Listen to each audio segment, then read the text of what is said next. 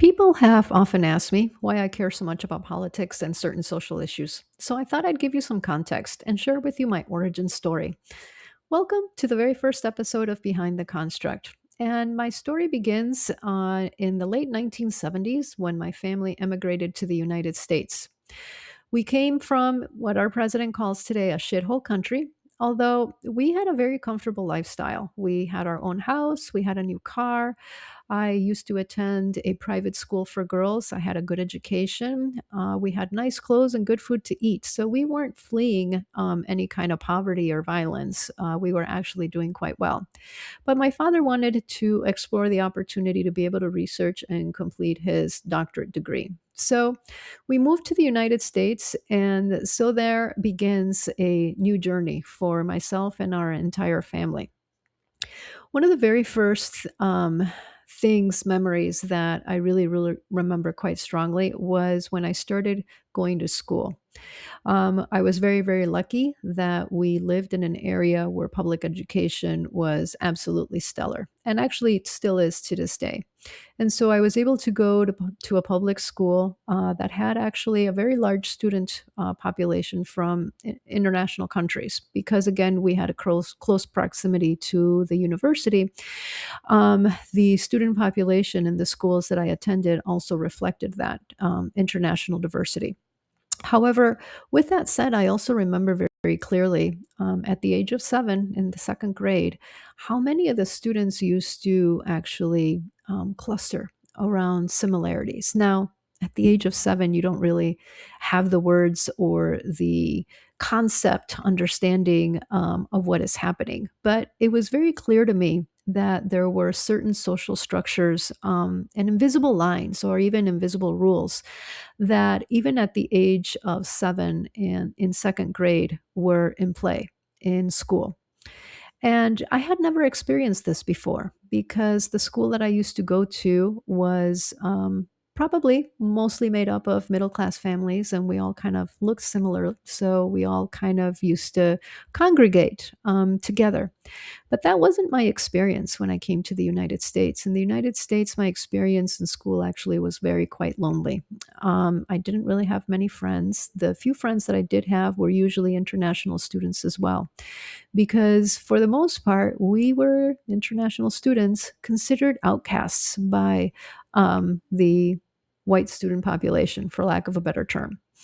And so that was very marked in me at a very young age and persisted throughout my entire experience in public education, all the way up through high school. Things change a little bit when I go off to college, and I'll circle back to those experiences a little bit later on. Um, During that time, in the early years when we come to the United States, my parents decide that their marriage is no longer functioning, and so my mother returns to our country. And we're left in the United States with my father, my younger brother, and sister.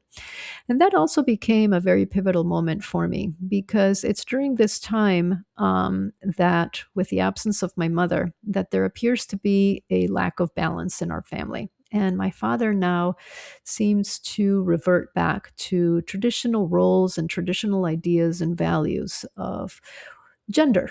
Um, him being, of course, the provider of the family, and seeing himself as the person that makes all of the decisions for the family. Now, of course, when you're a child, that is the way it's supposed to work. But as I go into middle school and high school, his ideas and perceptions don't really change with respect to what my role is in the family. And the second very marked experience in my life that really marks who I am revolves around the idea that my father doesn't feel that I will be fit to go off to college.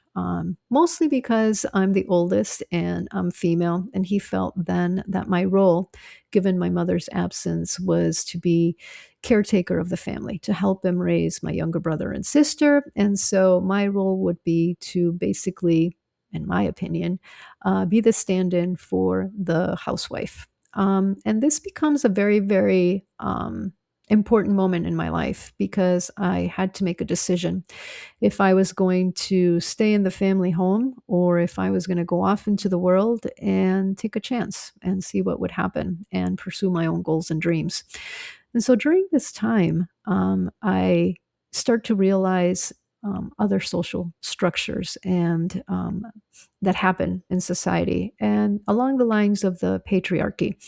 Now, at this time, I do have awareness of traditional values and social structures, but it's still very raw in my head and it's hard to verbalize because it's all that I ever understood and had ever lived. And so there's a certain culture clash from what I'm experiencing when I go to school, when I go off to high school, and students being able to explore and join clubs and do things and be part of social functions, and the other life that I'm experiencing when I'm at home, which was a very traditional life and the life where I had to be basically the caretaker, even at the age of 15 and 16 of my brother and sister. And I had to take over the domestic duties in the house. I basically cleaned most of the time. I did laundry. I cooked what I could. I was never very good in the kitchen, but at least I tried.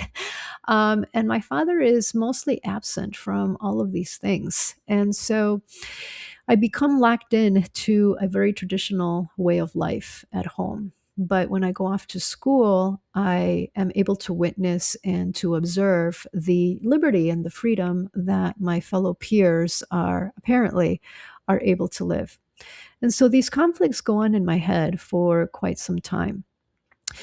During this same time, I also starting taking notice and interest in history. I had a phenomenal history teacher in the ninth grade, and even though his political affiliation was what I am now aware to be quite conservative and to the right, he always respected opposing points of view as long as you were able to provide evidence for your position. And so at this time, I begin to take an interest in American history and in civics. And I'm actually drawn to this teacher quite a bit, even though his ideas didn't quite mesh with mine, because he would allow for me to be able to present them and to argue them as long as I had evidence. So I start to take up news watching as a hobby. We really weren't allowed to do very much growing up. My father used to limit television watching, and the few times that I was able to go outside and play or to join with peers of the university community, we lived in university housing. So all around us, there were people my age that were going to school with me from different countries. And during the summertime, when school was out, we would often gather and play games, kick the kickball or capture the flags. And as I got older, soccer. My father never saw any of these activities as worthy, and especially of a young girl. My role was to become educated and to read books and to be quiet and act pretty, whatever that meant. So I used to sneak off when he used to go off to school, to class, to either teach a class or to take a class. And I played soccer and I became quite competitive. And it's also during this time when I'm taking up an interest in news watching. And I'm starting to take notice, especially of two very key women in the 1980s that had very powerful roles. And that first one was Margaret Thatcher.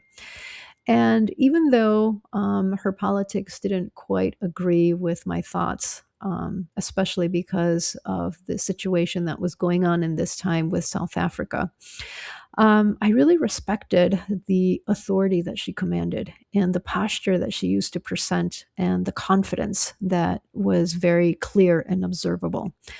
And so I take a very keen interest in wanting to observe women, and especially women in these roles. In the 1980s, there were very few women that were in powerful political roles. The other one that I clearly remember was Benazir Bhutto, who was the prime minister of Pakistan, a very traditional Muslim country.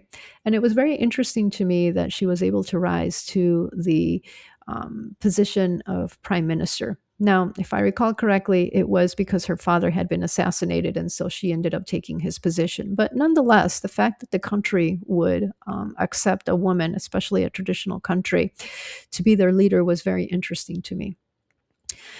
So, as I go through high school, my father and I continue to have a lot of conflicts, and most of them, of course, about these rules that he believes I'm violating and not following. And the aspirations that I have, and a thirst that really develops in me for knowledge, for understanding, and especially for history. I have a great passion for history. I love American history. When I go off to college, actually, I do study American history. Because I was also very, very intrigued by the fact that the United States, as a young country, had become so powerful. And so these ideas of power and politics and women in power start to percolate in my head. And a lot of it is just very raw. I'm just making observations and trying to make conclusions on my own, um, and sometimes through some teachers that I do develop a closer relationship with in high school, where I'm allowed or able to verbalize my own thoughts and ask questions. And so by the time that I finish high school, I go off to college for a year, actually on my own. I end up running away at the age of 17 because my father was not going to allow for me to go to college. And so one night I make a determination that I'm going to leave. Meet me here again behind the construct.